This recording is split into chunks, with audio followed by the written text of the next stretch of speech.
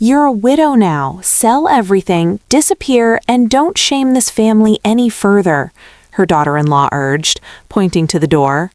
Margaret stood in the living room of the house that had been her home for 35 years, still wearing the black from her husband's funeral, while Victoria, her son David's wife, looked at her with a contempt that cut deeper than any knife.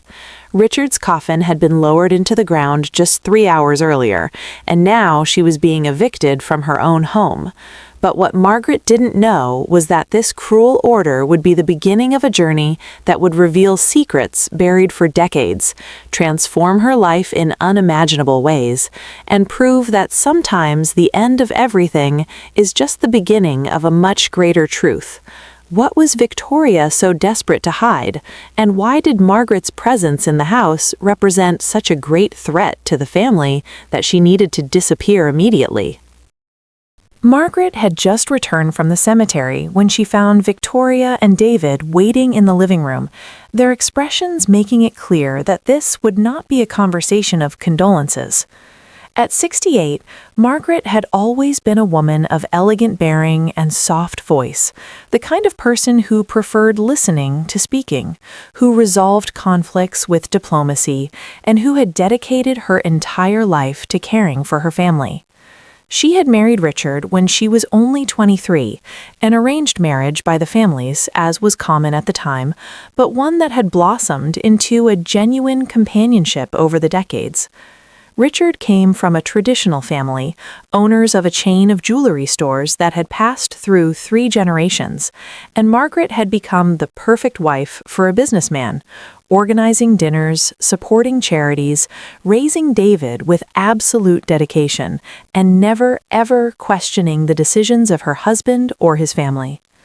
The house they were in was a Victorian mansion in the city's oldest and most respected neighborhood, with gardens that Margaret had personally tended for decades, each rose planted with her own hands, each flower bed lovingly planned. The walls were covered with family portraits spanning 4 generations, and each room held memories of a life built, brick by brick, year after year. Margaret had polished those wooden floors countless times, had chosen each curtain, each piece of furniture, had transformed that stone and wood structure into a home. But now, observing Victoria's hard face and David's uncomfortable expression, avoiding her gaze, Margaret felt something shift in the air, as if the ground were about to disappear beneath her feet. "Mother," David began, his voice tense and formal, very different from the loving son she had raised. "We need to talk about the situation." He stood beside the fireplace, his hands in his pockets, the dark suit still from the funeral making him look older than his 42 years. Victoria remained seated on the green velvet sofa that Margaret had chosen 15 years ago, her legs crossed, her rigid posture conveying an authority that she shouldn't have to claim. "Situation?" Margaret repeated softly, her voice still hoarse from crying at the cemetery. "What situation, David? Your father was buried today. We barely had time to—" But Victoria interrupted her with an impatient gesture of her hand, her diamond rings sparkling under the chandelier light. "That's exactly why we need to resolve this now, Margaret. There's no time to lose." Margaret felt a shiver run down her spine when she heard Victoria use her first name without any title of respect, without the mother or ma'am she had always used before, even with that slightly sarcastic tone that Margaret always pretended not to notice. "Solve what?" she asked, her voice coming out weaker than she intended. David finally looked at her, and Margaret saw something in his eyes she had never seen before, shame mixed with determination, as if he had made a decision he wasn't proud of but wouldn't back down from. "Mother, you need to understand. Father left things complicated." Victoria let out a short, bitter laugh. "Complicated is an understatement, David. Your father left a complete mess, and now it's up to us to clean it up." Margaret sat slowly in the armchair by the window, the one where she used to read her novels in the afternoon while waiting for Richard to return from the jewelry store. I don't understand what you're talking about. Richard has always been meticulous with business. He said everything was in order, that... But even as she spoke, Margaret realized that she actually knew nothing about Richard's business. In their 45 years of marriage, she had never questioned, never asked about finances or investments. Richard took care of everything, and she trusted him completely. It had always been that way. She took care of the house and family. He took care of the money and business. It was their silent agreement, the division of responsibilities that had worked for decades. Or so she thought. Everything was in order? Victoria leaned forward, her eyes narrowing. Margaret, your husband was drowning in debt. The jewelry store has been bankrupt for 2 years. He took out loans he can't repay, made disastrous investments, and basically destroyed everything the family had built over generations. The words hit Margaret like physical punches, each one stealing a little more air from her lungs. This can't be true. Richard would never... He would have told me. But even as she said this, Margaret remembered small signs she had ignored. The nights Richard stayed up late at the office, the tension in his shoulders when he thought she wasn't looking, the phone calls he answered in another room, speaking in a low, urgent voice. She had attributed it all to normal business stress, never imagining it could be anything more serious. David approached, kneeling beside his mother's armchair but not touching her, maintaining a distance that seemed intentional. Mom, I know this is hard to hear, especially now, but Dad hid the real situation from all of us. We only found out after the heart attack. When we went to check the documents, we found piles of collection notices, bank notifications, threats of lawsuits. It's all falling apart.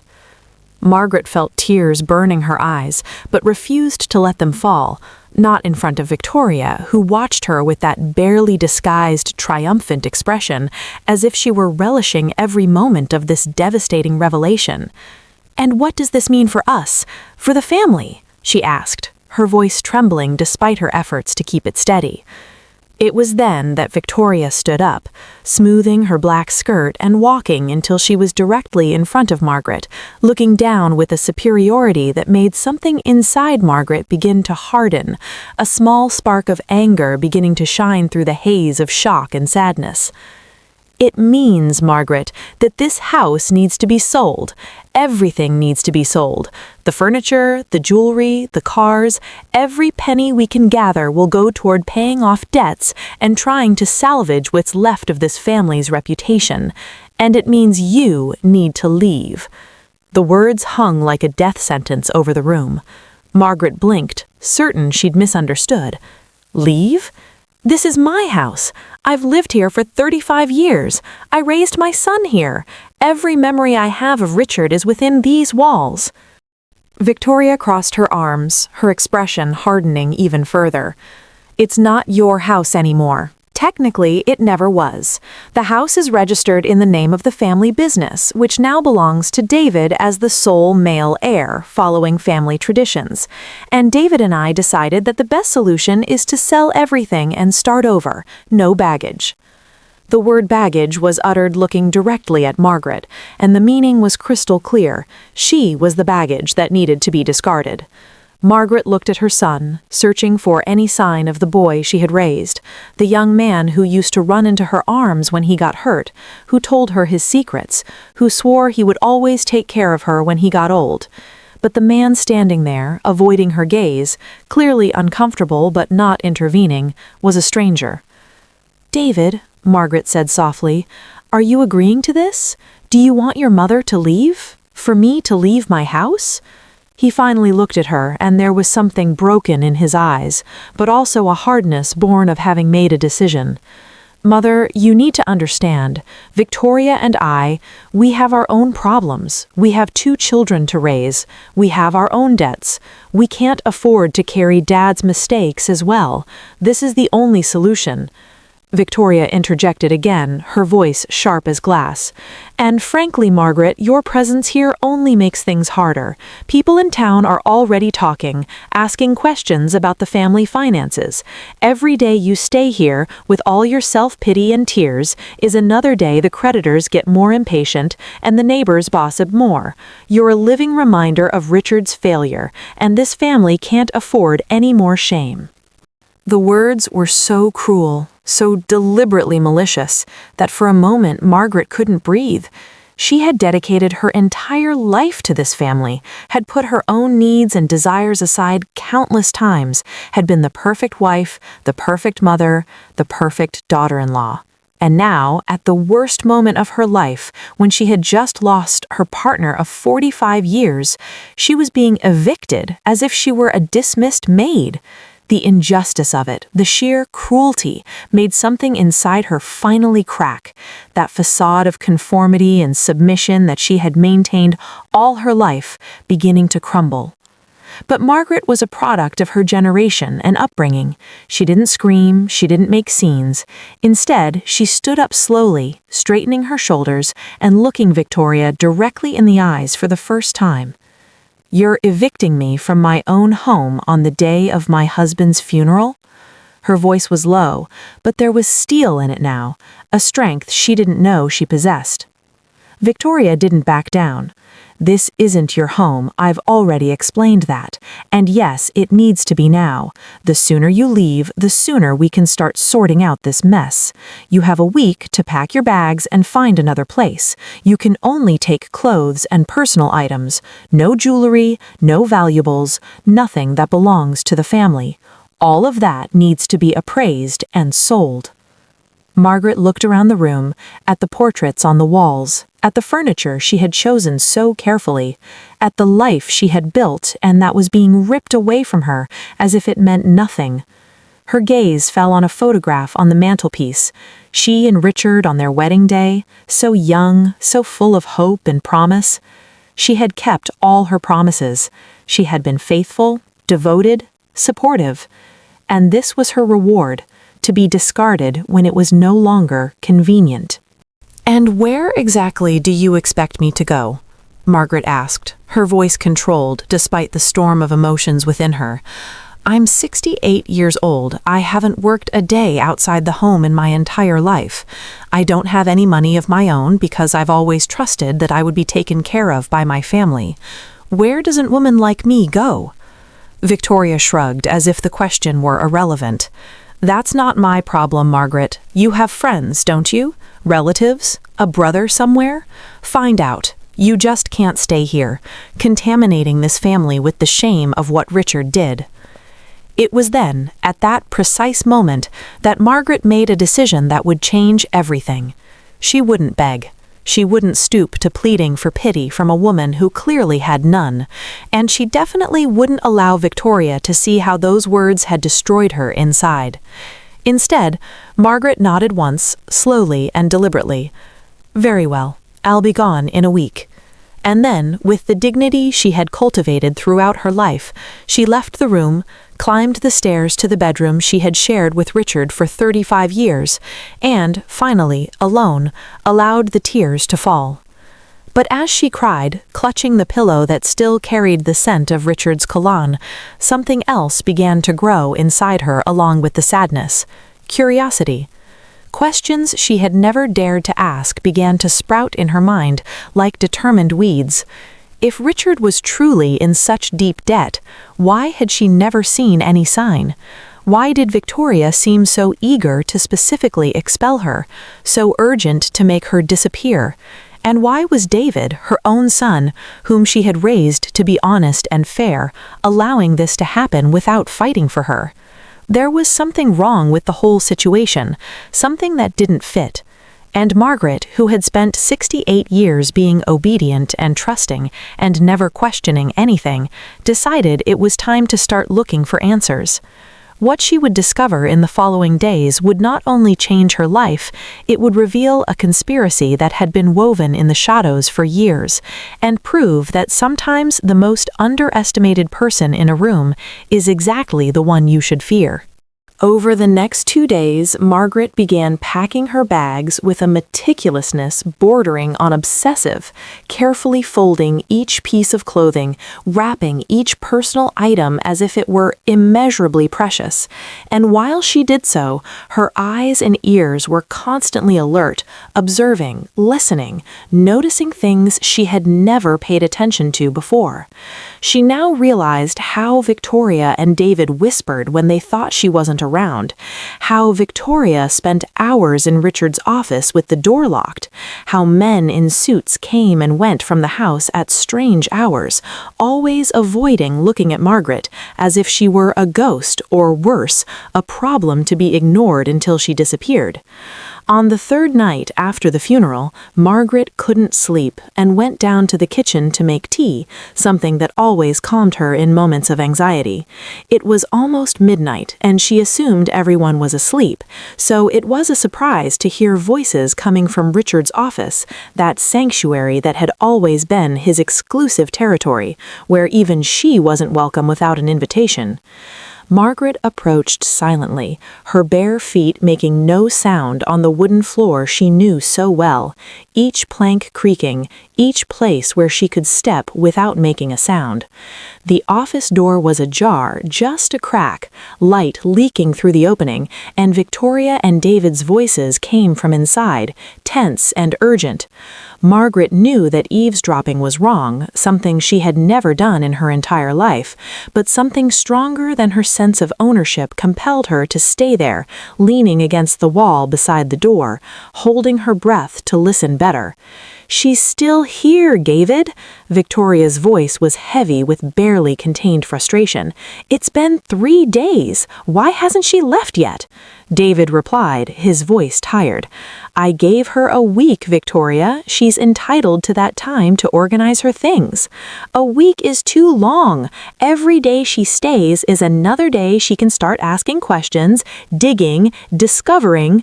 Victoria stopped abruptly as if she realized she was talking too much. Margaret felt her heart race. Discover what? Was there anything to discover? Her mind, so trained not to question, to accept what she was told without challenging, was now ablaze with possibilities, each more unsettling than the last. "Discover what, Victoria?" David asked, and there was a note of warning in his voice. "What are you talking about?"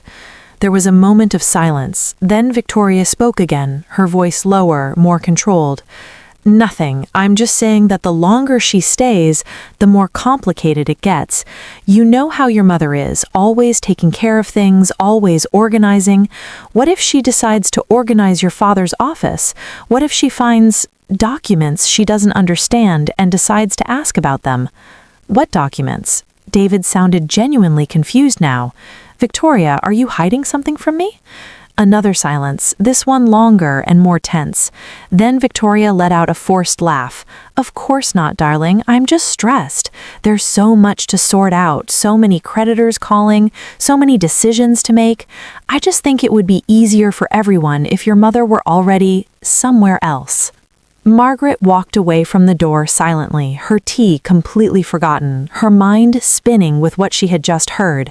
Victoria was hiding something, that much was clear, but what?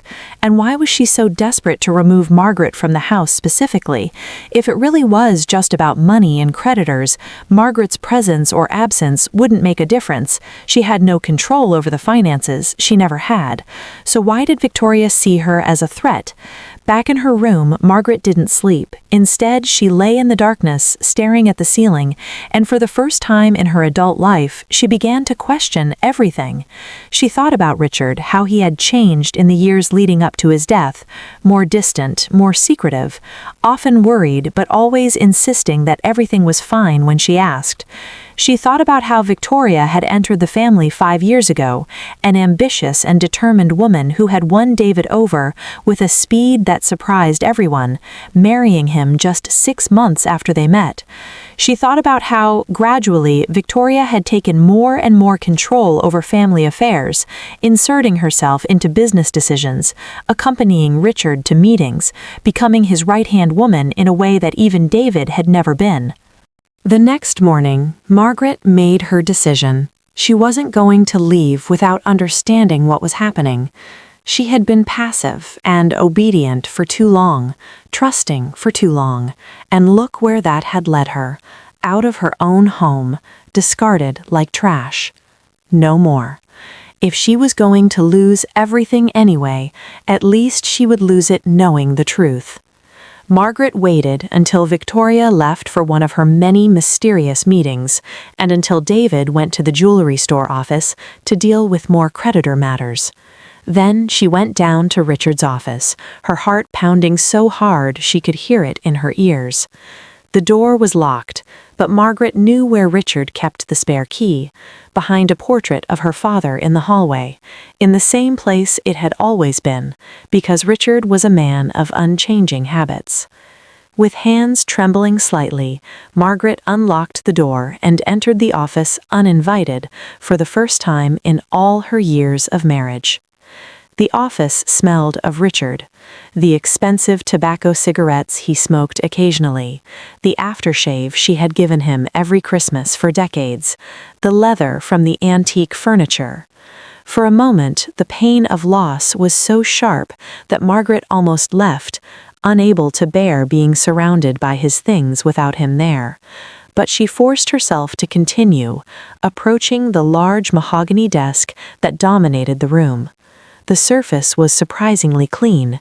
No paper, no documents, nothing but a pen holder and a crystal ashtray. Victoria had clearly already been here, removing anything in sight. But Margaret knew the secrets of that desk, because she had been the one to buy it for Richard as a wedding anniversary gift 20 years ago. She knew about the secret compartment in the bottom drawer, the one that only opened if you knew how to press the back panel in a certain way. With fingers that remembered the movement, even after so many years, Margaret opened the secret compartment. Inside was a brown leather briefcase, worn and visibly handled many times. Margaret pulled it out reverently, as if she were holding something explosive, and opened it on the desk. What she found inside tilted her world back on its axis, but this time in a completely different way. There were no debt notices, no creditor notifications. Instead, there were bank statements from an account Margaret had never known existed, an account in Richard's name alone, and the numbers on it were startling. Not debts, but substantial savings, lucrative investments, regular transfers that added up to millions over the years. There were also property ownership documents that Margaret didn't recognize, apartments, commercial buildings, even a beach house in a completely different state. And even more intriguing, there was a series of handwritten letters dated from the last 5 years, all addressed to Richard and signed only with V. Margaret picked up the most recent one, dated just 2 weeks before Richard's death, her hands trembling so much that the words danced on the page. Richard, the letter read in elegant, feminine handwriting that Margaret instantly recognized as Victoria's. "You can't keep putting this off. We made an agreement. When David and I got married, you promised you would arrange for the transfer of assets to us to secure our future. 5 years have passed and you keep making excuses. I'm not patient anymore. If you don't act soon, I'll be forced to take measures that neither of us wants. Think of your reputation, the family's reputation. Think of Margaret and how devastating it would be for her to find out about Isabella." Margaret had to sit down, her legs suddenly unable to support her. Isabella? Who was Isabella? And what agreement had Victoria made with Richard even before marrying David? Did her son know about it? With now determined hands, despite her turbulent emotional state, Margaret began to read the other letters, starting with the oldest and moving chronologically, and with each one she read, a disturbing picture began to emerge. Victoria hadn't fallen in love with David by chance. She had been strategically placed in his path by someone who knew the family, someone who had information about the family's business and finances that shouldn't be public knowledge. The first letters were more subtle, Victoria presenting herself to Richard as someone genuinely interested in being part of the family, someone who admired his business success and saw a bright future with David. But subsequent letters revealed a change of tone, references to our agreement, to fair compensation, to guarantees that were promised. And repeatedly in several letters that name appeared, Isabella. Isabella deserves to know the truth, one letter said. Isabella has rights that you can't keep denying, another said. If you truly loved Isabella, you will do what is right for her and for me, a third person insisted.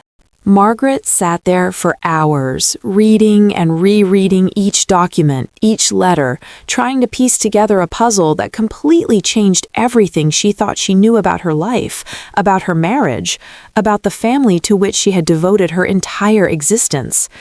Richard wasn't bankrupt. He was rich, richer than she had ever imagined, with properties and investments hidden everywhere. The debts Victoria and David mentioned were either fabricated or just a small fraction of the real assets, easily covered by the resources Richard had hidden. And Victoria knew all of this.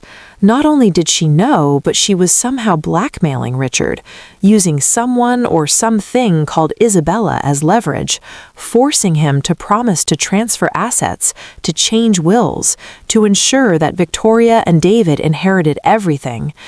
But what truly made Margaret's heart clench with a pain different from the sadness of grief was the realization that Richard had lied to her for years, possibly for their entire life together.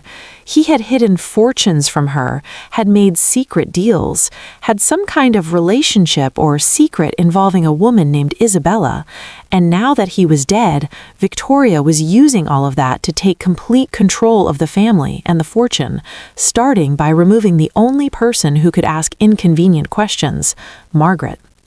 The sound of a door opening downstairs made Margaret freeze, and she heard Victoria's voice calling for David. Quickly, Margaret gathered the documents, but instead of putting them back in the secret compartment, she stuffed them inside her blouse, feeling the cold paper against her skin. She closed the compartment, locked the office again, and went upstairs as quickly and quietly as she could, entering her room and closing the door seconds before hearing footsteps in the hallway. Her heart was pounding wildly, adrenaline coursing through her veins in a way she hadn't felt in decades, maybe ever. She had found evidence of something, but she still didn't fully understand what. Who was Isabella? What deal had Victoria made? And more importantly, was her son David involved in this, or was he just a puppet in the hands of his manipulative wife? Margaret spent the rest of that day and all the following night studying the documents in her room, taking notes, tracing connections, turning herself into an impromptu detective at 68 years old. She found receipts for regular bank transfers going to an account in the name of an Isabella Martinez, dating from 25 years ago to the present. She found records of payments for an expensive private school, for a university, for an apartment in a city 3 hours away. And finally, hidden in the middle of it all, she found a birth certificate. Isabella Martinez, born 24 years ago, mother Maria Martinez, father Richard Patterson, the latter added later in different ink as a reluctant confession. Margaret had to sit down again, the room spinning around her. Richard had another daughter, a secret daughter of almost 25 years, the fruit of an affair he apparently never ended, at least not financially. He had supported this woman and child for 2.5 decades, paying for everything, but keeping them completely separate from his real life, from his legitimate family, from Margaret. The betrayal cut deep.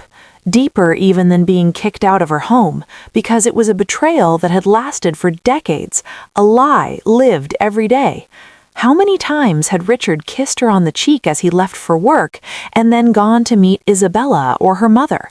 How many times had he looked into Margaret's eyes and promised eternal love while supporting a completely different family elsewhere? But along with the pain came a burning clarity. This was what Victoria was using to blackmail him.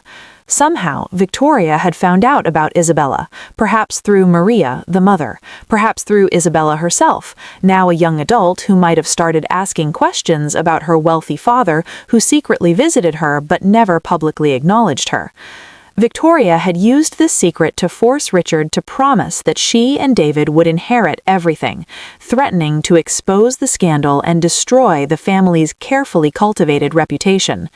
And when Richard died before he could fulfill all the promises, Victoria decided to act alone, kicking Margaret out before she could discover the truth and potentially fight for the inheritance that was rightfully hers as his wife.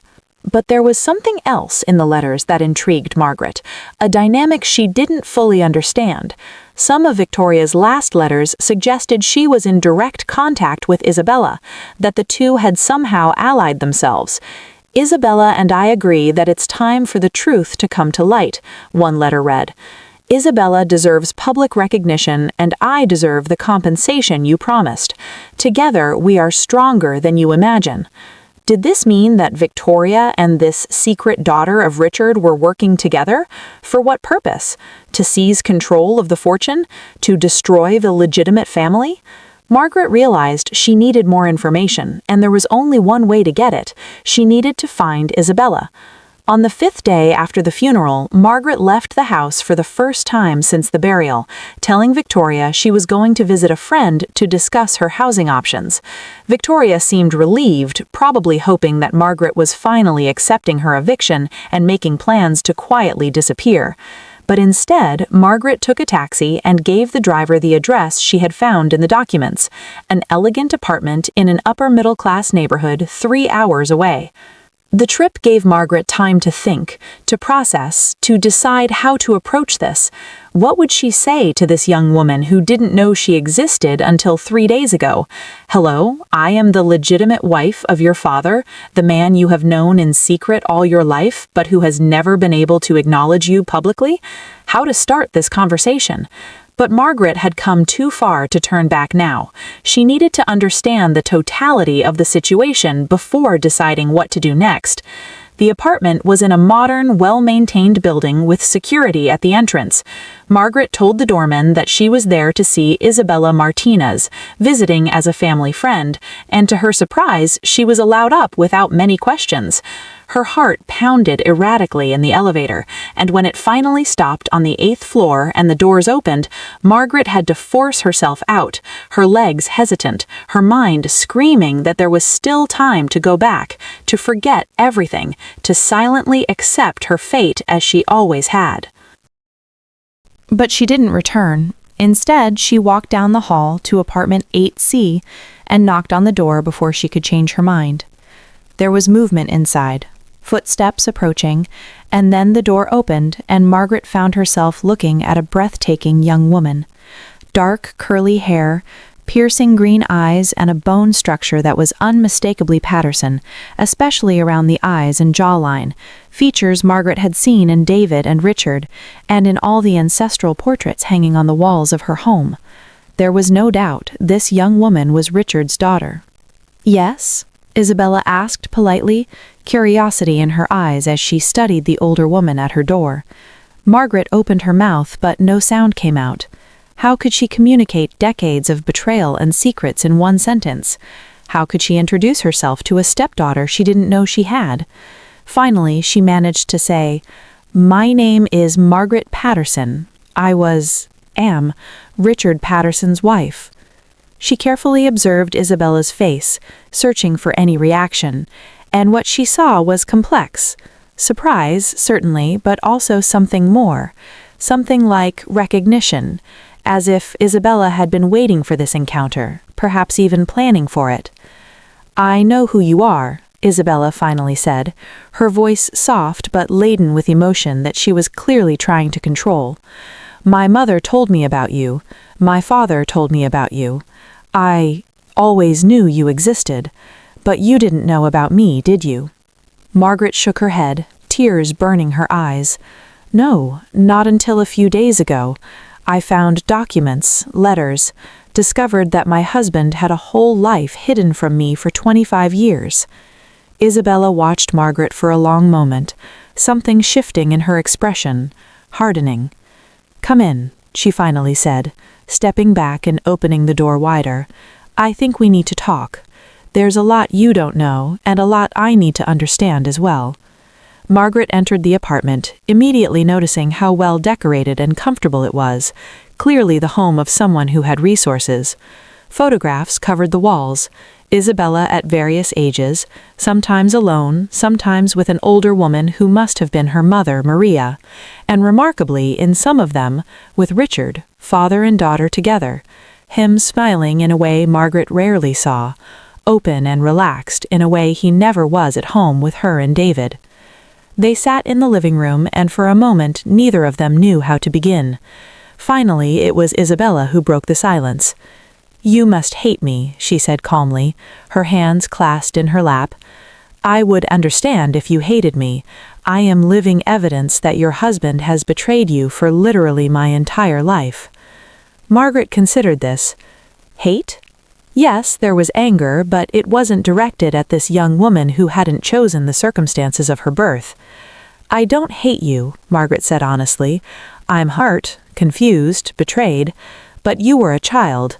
You're not responsible for the choices your father made." Isabella let out a sigh that sounded half relief, half sadness. "My father loved me," she said softly. "I know it's hard for you to hear this, but he truly loved me. He visited me when he could, paid for everything I needed, attended important school events whenever he could come up with business excuses. But he also made it very clear that I could never be publicly acknowledged, that his real family couldn't know about me, that I was a secret that needed to remain buried." Margaret felt a wave of compassion for this young woman who had grown up loved but hidden, desired but denied, cared for but ashamed.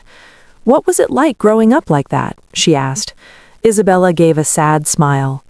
"Complicated. My mother never married, never had other serious relationships. She said she loved my father, that he promised that one day he could leave you, that one day we could be a real family. But that day never came. And then, 5 years ago, Victoria appeared." Margaret leaned forward, finally getting to the heart of what she needed to understand. "What happened 5 years ago?" Isabella took a deep breath, as if preparing to tell a long and complicated story. "Victoria found me. I never found out exactly how, whether she hired a private detective, whether someone from my father's family spoke up, or whether it was just luck or bad luck for her. But she appeared at my door one day, just like you did now, and she knew everything about me, about my mother, about the payments my father made, about the secret meetings, everything." "And what did she want?" Margaret asked, though she already had an idea from the direction the letters had taken. "At first, she was very kind," Isabella continued, her voice hardening with the memory. "She said she understood how difficult it was for me, growing up in hiding, never being recognized. She said she herself had come from modest circumstances and had worked hard to rise in life. She said she was interested in David, her son, my half-brother, although of course he didn't know about me, and she proposed a deal." Margaret felt a shiver run down her spine. "What kind of deal?" Isabella looked directly into Margaret's eyes, and there was shame there, but also defiance. She said that if I helped put pressure on my father, if we worked together to force him to acknowledge his mistakes and make amends for them, she would ensure that I received what was rightfully mine: recognition as his daughter, a share of the family inheritance, a place in the real Patterson family, and in return she only asked that I help convince him to ensure that her future with David was financially secure. "So you agreed to help her blackmail your own father?"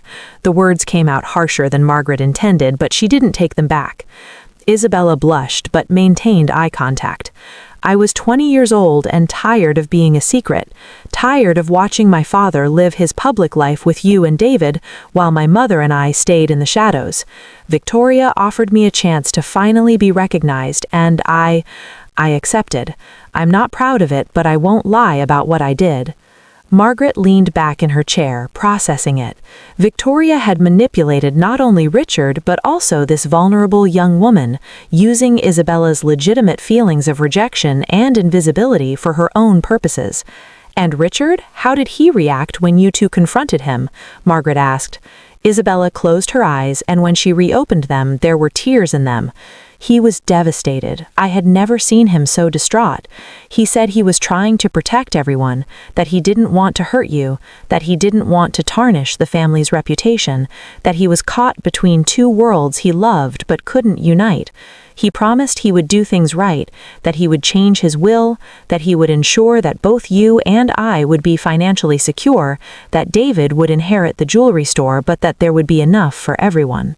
"But he died before he could do all that," Margaret said calmly, the pieces finally falling into place. "And now Victoria is trying to take control of everything before anyone, especially me, can question or contest anything." Isabella nodded. "She called me the day after my father's funeral, said the plans had changed, that I needed to stay quiet for now, that she would handle everything and make sure I got my share, but only if I didn't make waves, didn't contact the family, didn't reveal my existence. Said you, in particular, couldn't know about me because you could complicate things legally." Margaret let out a short, bitter laugh. "Me complicate things? I'm the legitimate wife. I have legal rights that Victoria doesn't have. That's why she wants to kick me out of the house so urgently, so I don't have time to find out the truth, to contest anything, to fight for my rights." The two women exchanged glances, and Margaret saw something change in Isabella's face, an insight dawning on her. "She kicked you out?" Isabella asked, her voice shocked. "What are you talking about?" Margaret recounted everything: the funeral, the immediate confrontation afterward, the accusations of debt and bankruptcy, the order to leave the house within a week, the prohibition against taking anything of value, the instruction to disappear and not embarrass the family any further. As she spoke, she watched Isabella's face shift through a range of emotions: surprise, anger, guilt. "But that doesn't make sense," Isabella said when Margaret finished. "My father wasn't bankrupt. He had property, investments. He showed me financial documents when he was trying to convince me that he could take care of all of us. There were millions in assets, not debt." "I know," Margaret said, pulling the copies she had made of Richard's documents from her purse. "I found all of this hidden in his office. Victoria lied to me and David about the financial situation, probably to justify taking control of everything quickly, before anyone questioned or investigated. And she's using you, the threat of revealing your existence, as leverage to ensure that no one asks too many questions." Isabella sat there in silence for a long time, leafing through the documents Margaret had brought, her expression growing darker and darker. Finally, she looked up. "I helped create this mess," she said calmly. "I let Victoria use me. I thought I was fighting for my rights, but in reality, I was just being a tool for her to take control of everything. And now she's hurting you, an innocent woman who did nothing but trust her husband. I need to fix this." Margaret felt something loosen in her chest, a tension she didn't even know she was holding. "Would you help me? Even if it means going against Victoria? Even if it means potentially revealing your own existence publicly?" Isabella sat slowly, determination hardening her features in a way that made her seem older, stronger. "My father loved me, but he was wrong to keep me hidden, to keep my mother hidden. I'm tired of being a secret. And more than that, I'm tired of being manipulated. Victoria isn't doing this for me, not really. It's doing it for herself. It's time we all knew the truth, no matter how painful it is." And so the two women, Richard Patterson's legitimate wife and his secret daughter, began to plan. They spent hours in that apartment, scattering documents across the coffee table, connecting the dots, building a case. Isabella revealed conversations she'd had with Victoria that Margaret didn't know about, details of how Victoria had meticulously planned her entry into the Patterson family, how she had studied the business, learned about the vulnerabilities, waited for the right moment to strike. She told me once, when she was a little drunk, Isabella recalled, that she had grown up poor and had promised herself that she would marry someone rich, that she would find a family with money and secure her place in it no matter what it cost.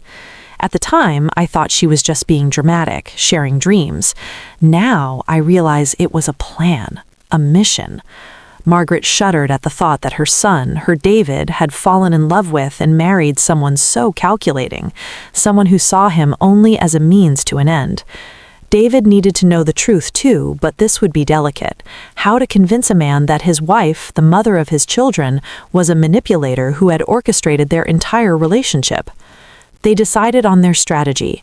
First, Margaret would not leave the house as ordered. She had legal rights as a widow, and Victoria could not legally evict her, no matter what she said.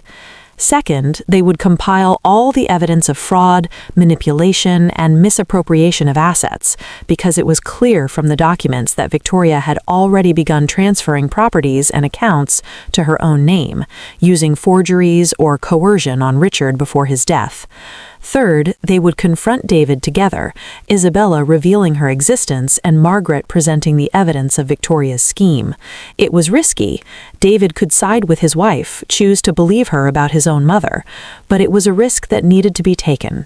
When Margaret finally left Isabella's apartment late that night, she was a different woman from the one who had arrived. She was no longer lost, no longer just reacting to events. She was in control, making choices, fighting for herself for the first time in her adult life. And although the road ahead was daunting and uncertain, she wasn't alone. She had an unexpected ally in Isabella, and together they were stronger than Victoria imagined. Back at the mansion, Margaret entered through the front door with her head held high, without sneaking or apologizing. Victoria was in the living room, on the phone, and her face was visibly surprised to see Margaret enter with such confidence. "I need to go," Victoria said quickly into the phone and hung up. "Where have you been all day? I thought you were looking for a place to live." Margaret smiled, a small but genuine smile, something she hadn't done in days. "I've changed my mind. I'm not leaving." Victoria's expression hardened instantly. "That's non-negotiable, Margaret. We've already discussed this. You have until the end of the week, and that week is almost over." "I have legal rights as a widow," Margaret said calmly, keeping her voice steady. "This house was my marital home for 35 years. You can't evict me without proper legal process, and that would take months, possibly years. So no, Victoria, I'm not going anywhere." Victoria stood, her hands clenching into fists at her sides. "You don't understand the situation. The creditors, the debts?" "There are no debts, are there?" Margaret interrupted, and for the first time saw Victoria truly lose her composure, her eyes widening slightly. "Or, at least, not to the extent you claimed. Richard had substantial assets, properties, investments. I found the documents, Victoria. I know about the hidden accounts, about the real estate. And I know about you trying to transfer everything to your name before anyone could question it." For a moment, there was only silence, the two women sizing each other up. Then Victoria regained her composure, her face transforming into a cold mask. "You have no idea what you're talking about. You're grieving, confused, seeing conspiracies where there are none. If you found some documents, you obviously didn't understand them correctly." "Then explain it to me," Margaret said, crossing her arms. "Explain why you were so desperate to kick me out immediately. Explain the letters I found between you and Richard, talking about agreements and compensations. Explain who Isabella is."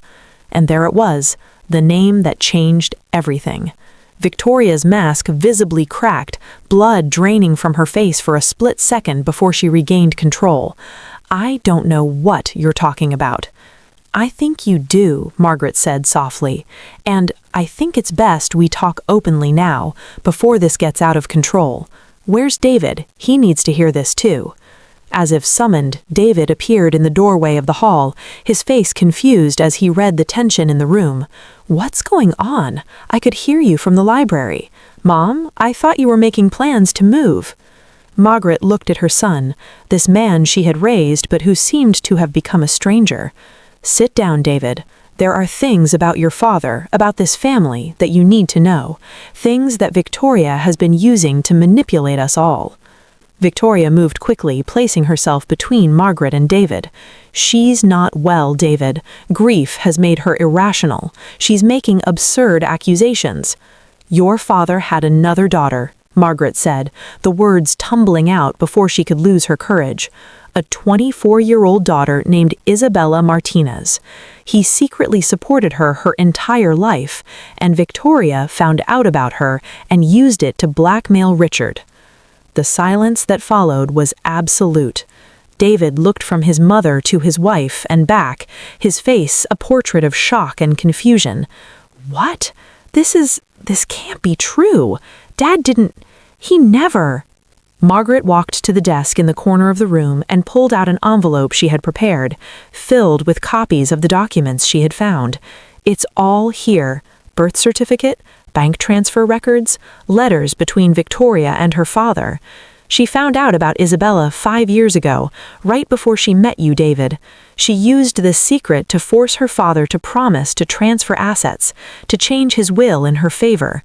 And when he died before completing everything she wanted, she invented lies about debts and bankruptcy to justify taking control quickly, starting by kicking me out before I could find out the truth."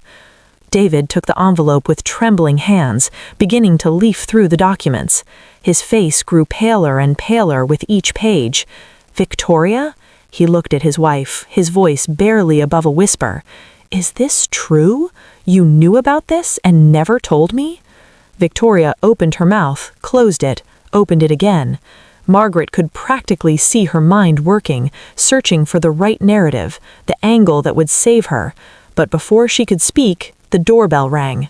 Margaret went to the door and opened it, and there was Isabella, just as they had planned. The young woman seemed nervous but determined, wearing a simple dress, her hair tied back, but even so, the resemblance to the Patterson family was unmistakable. "There are no debts, are there?" Margaret interrupted, and for the first time saw Victoria truly lose her composure, her eyes widening slightly. "Or, at least, not to the extent you claimed. Richard had substantial assets, properties, investments. I found the documents, Victoria. I know about the hidden accounts, about the real estate. And I know about you trying to transfer everything to your name before anyone could question it." For a moment, there was only silence, the two women sizing each other up. Then Victoria regained her composure, her face transforming into a cold mask. "You have no idea what you're talking about. You're grieving, confused, seeing conspiracies where there are none. If you found some documents, you obviously didn't understand them correctly." "Then explain it to me," Margaret said, crossing her arms. "Explain why you were so desperate to kick me out immediately. Explain the letters I found between you and Richard, talking about agreements and compensations. Explain who Isabella is." And there it was, the name that changed everything. Victoria's mask visibly cracked, blood draining from her face for a split second before she regained control. "I don't know what you're talking about." "I think you do," Margaret said softly, "and I think it's best we talk openly now, before this gets out of control. Where's David? He needs to hear this too." As if summoned, David appeared in the doorway of the hall, his face confused as he read the tension in the room. "What's going on? I could hear you from the library. Mom, I thought you were making plans to move." Margaret looked at her son, this man she had raised but who seemed to have become a stranger. "Sit down, David. There are things about your father, about this family, that you need to know. Things that Victoria has been using to manipulate us all." Victoria moved quickly, placing herself between Margaret and David. "She's not well, David. Grief has made her irrational. She's making absurd accusations." "Your father had another daughter," Margaret said, the words tumbling out before she could lose her courage. "A 24-year-old daughter named Isabella Martinez. He secretly supported her entire life, and Victoria found out about her and used it to blackmail Richard." The silence that followed was absolute. David looked from his mother to his wife and back, his face a portrait of shock and confusion. "What? This can't be true. Dad he never." Margaret walked to the desk in the corner of the room and pulled out an envelope she had prepared, filled with copies of the documents she had found. It's all here: birth certificate, bank transfer records, letters between Victoria and her father.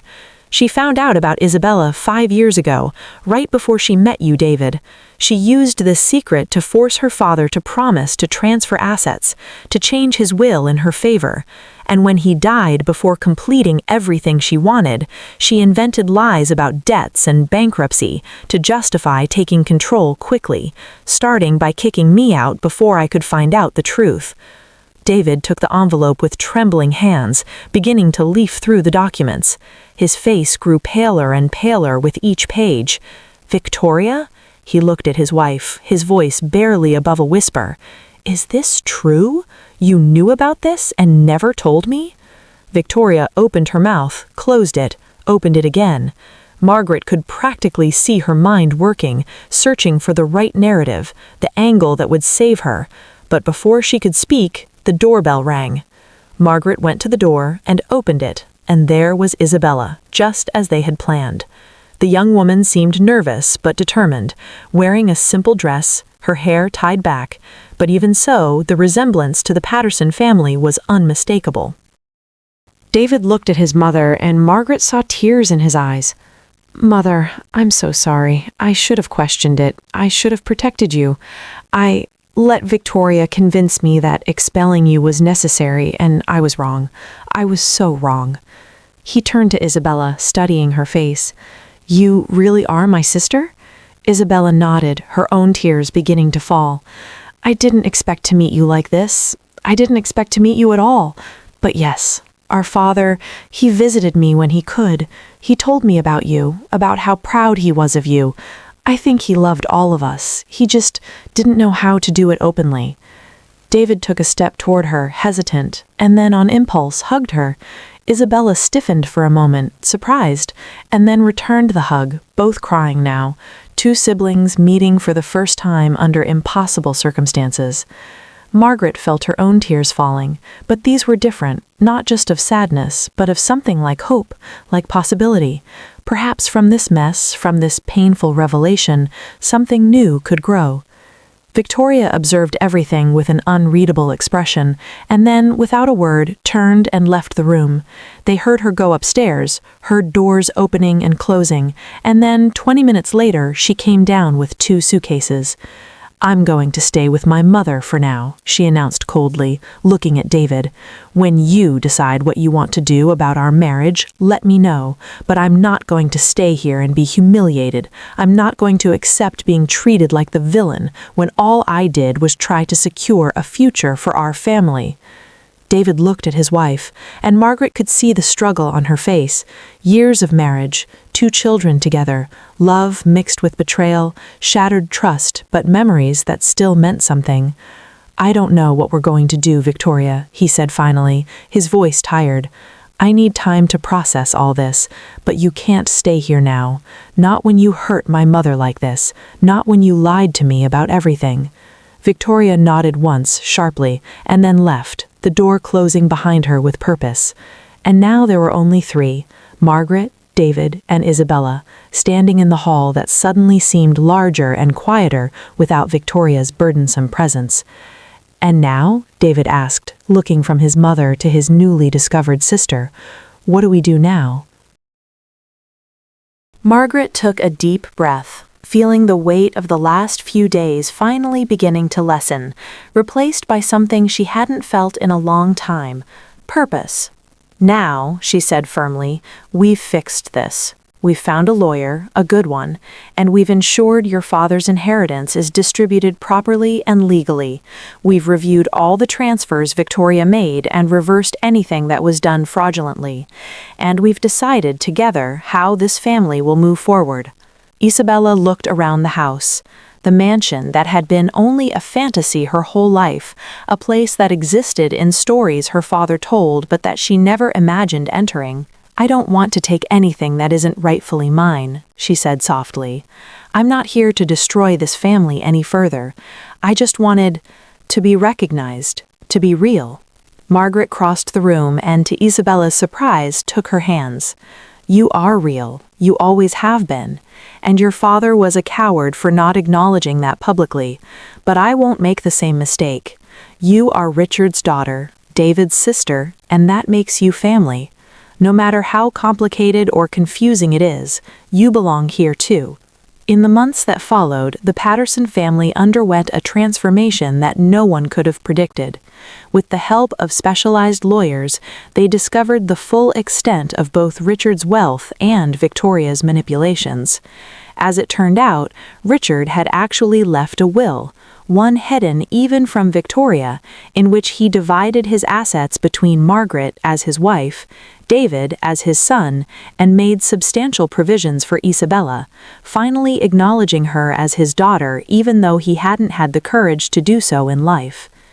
Victoria had found this will and had tried to hide it, replacing it with a forged version that she had coerced Richard into signing during his final days, when he was weak and confused from medication.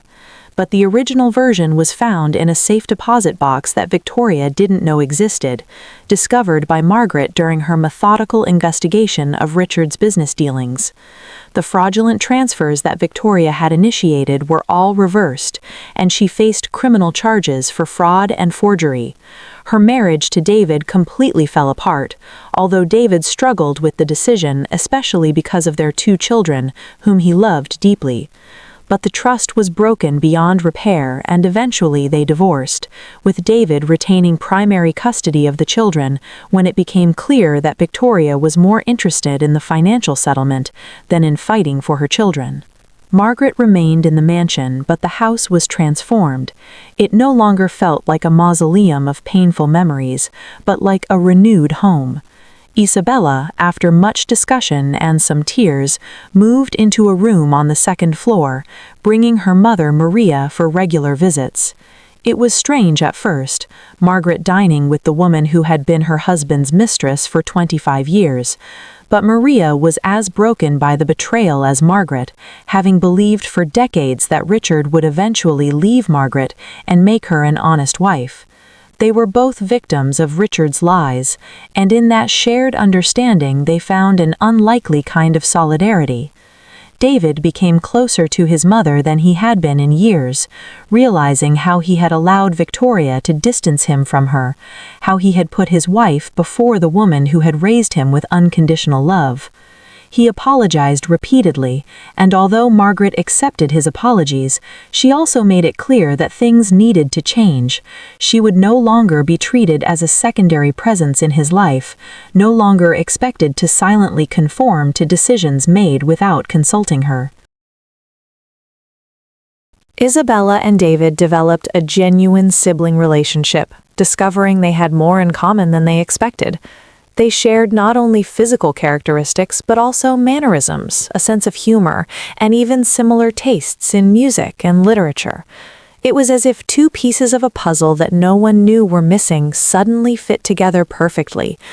Isabella enrolled at the local university to complete her MBA, planning to eventually join the family business, the jewelry store now co-managed by David and overseen by Margaret, who discovered she had a knack for business when she finally had the chance to apply it. The jewelry store thrived under her new management, ironically performing better than it had under Richard's sole control.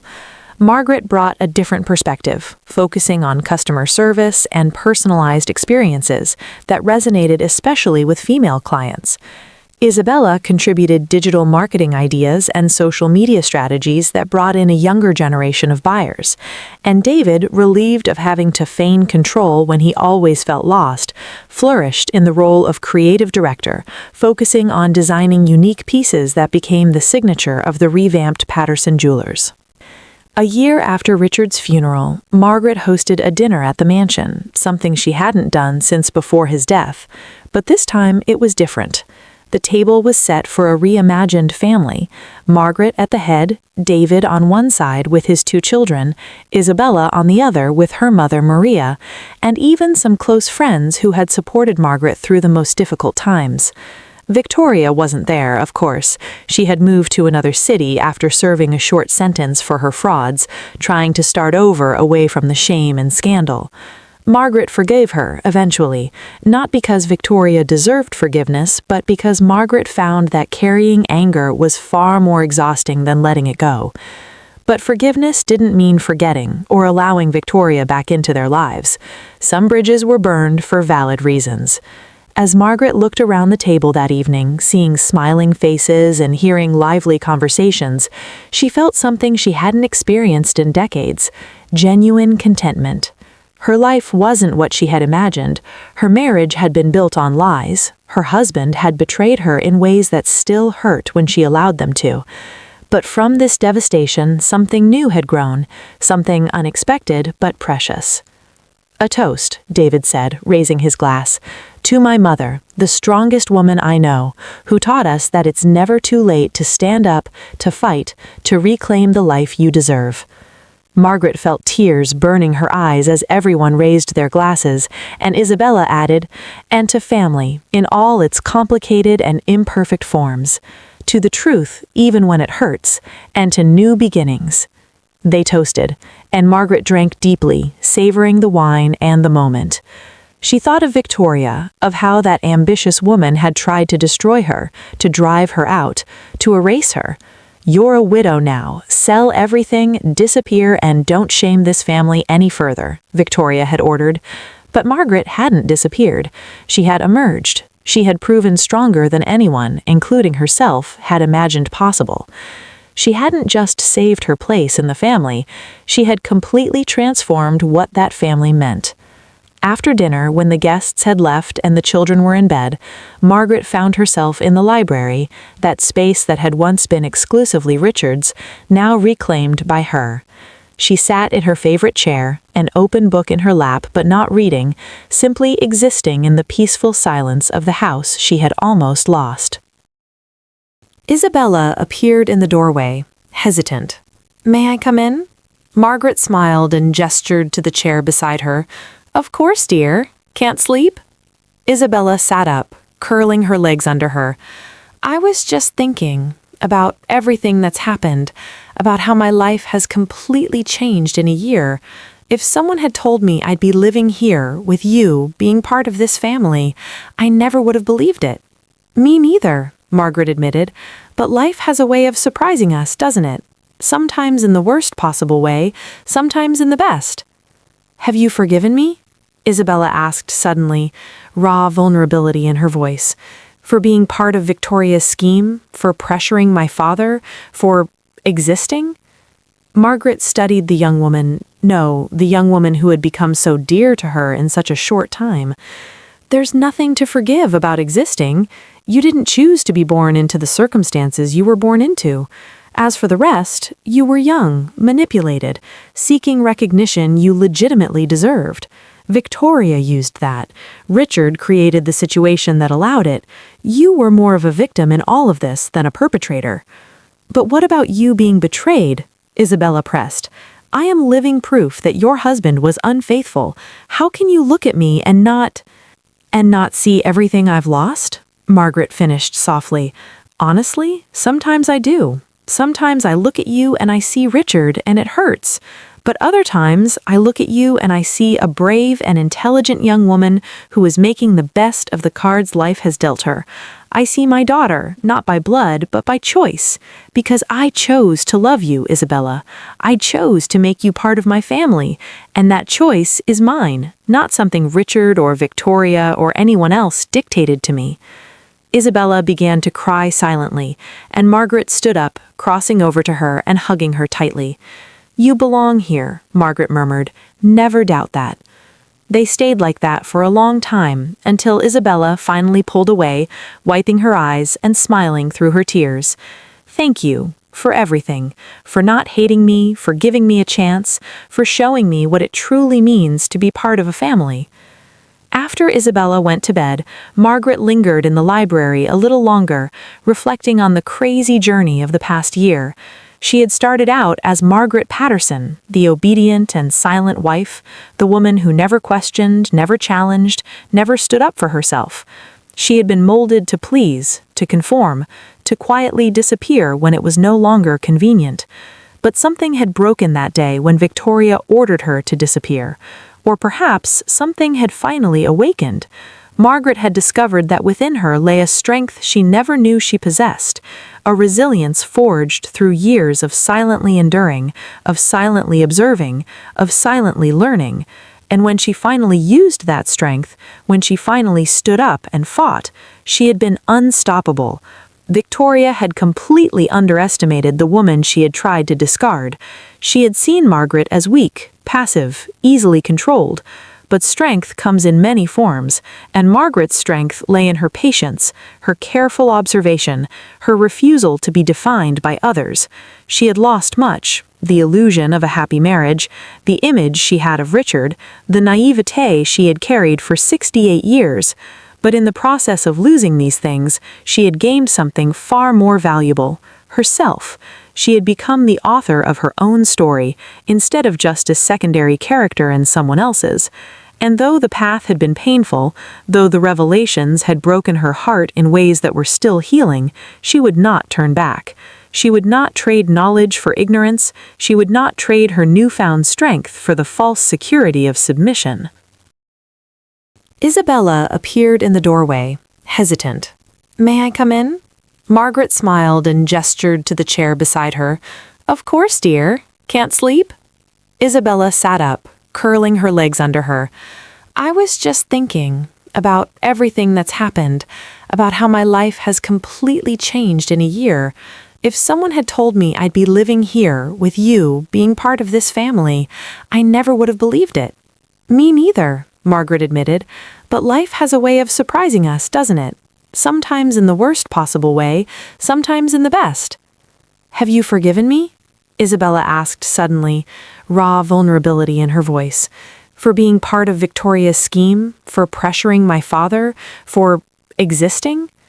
Margaret studied the young woman, the young woman who had become so dear to her in such a short time. "There's nothing to forgive about existing. You didn't choose to be born into the circumstances you were born into. As for the rest, you were young, manipulated, seeking recognition you legitimately deserved. Victoria used that. Richard created the situation that allowed it. You were more of a victim in all of this than a perpetrator." "But what about you being betrayed?" Isabella pressed. "I am living proof that your husband was unfaithful. How can you look at me and not see everything I've lost?" Margaret finished softly.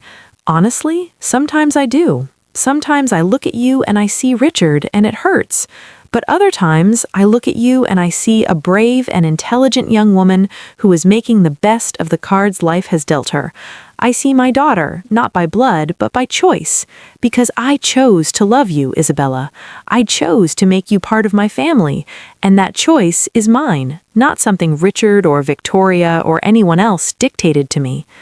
Isabella began to cry silently, and Margaret stood up, crossing over to her and hugging her tightly. "You belong here," Margaret murmured. "Never doubt that." They stayed like that for a long time, until Isabella finally pulled away, wiping her eyes and smiling through her tears. "Thank you for everything, for not hating me, for giving me a chance, for showing me what it truly means to be part of a family." After Isabella went to bed, Margaret lingered in the library a little longer, reflecting on the crazy journey of the past year. She had started out as Margaret Patterson, the obedient and silent wife, the woman who never questioned, never challenged, never stood up for herself. She had been molded to please, to conform, to quietly disappear when it was no longer convenient. But something had broken that day when Victoria ordered her to disappear. Or perhaps something had finally awakened. Margaret had discovered that within her lay a strength she never knew she possessed, a resilience forged through years of silently enduring, of silently observing, of silently learning. And when she finally used that strength, when she finally stood up and fought, she had been unstoppable. Victoria had completely underestimated the woman she had tried to discard. She had seen Margaret as weak, passive, easily controlled. But strength comes in many forms, and Margaret's strength lay in her patience, her careful observation, her refusal to be defined by others. She had lost much: the illusion of a happy marriage, the image she had of Richard, the naivete she had carried for 68 years. But in the process of losing these things, she had gained something far more valuable: herself. She had become the author of her own story, instead of just a secondary character in someone else's. And though the path had been painful, though the revelations had broken her heart in ways that were still healing, she would not turn back. She would not trade knowledge for ignorance. She would not trade her newfound strength for the false security of submission. Margaret finally stood up, turning off the library lights and climbing the stairs to her room. Not the room she had shared with Richard, too full of complicated memories, but a new room she had chosen and decorated entirely herself, in her own style, reflecting her own tastes that she was only beginning to discover. As she prepared for bed, she looked at her reflection in the mirror, truly seeing herself for the first time in years. Whiter hair now, yes, and deeper wrinkles, but also brighter eyes, a more upright posture, a confidence in her self-holds that had never been there before. "You're a widow now. Sell everything, disappear, and don't shame this family anymore." Victoria's words echoed in her memory, but now they had no power. Margaret smiled at her reflection. She hadn't sold everything. She had reclaimed what was hers. She hadn't disappeared. She had emerged more visible, more present, more real than ever. And as for shaming the family, she had saved the family, or at least saved what was worth saving. She had brought truth where there had been lies, light where there had been shadows, and had built something new and honest upon the ruins of what came before. As she lay in bed, Margaret thought about everything that was still to come. There would be more challenges, no doubt. The relationship with Isabella and Maria would continue to have complicated moments. David was still processing his wife's betrayal and the truth about his father. The business would require constant attention, and Margaret herself would have to continue navigating her new role, learning to be an independent and confident woman after decades of being defined in relation to others. But she wasn't afraid. For the first time in her life, she wasn't afraid of the future because she finally understood that she had the power to shape it. She had learned the most important lesson life could teach, that it's never too late to start over, to stand up, to refuse to be discarded or silenced or erased. Victoria had tried to make Margaret disappear, but instead she had inadvertently given her the greatest gift possible, the motivation to finally show up. And now, at 68, Margaret Patterson was just beginning to truly live, on her own terms, by her own rules, with her chosen family around her, and a future full of endless possibilities stretching out before her. The end of this story was, in fact, only the beginning of a much better one.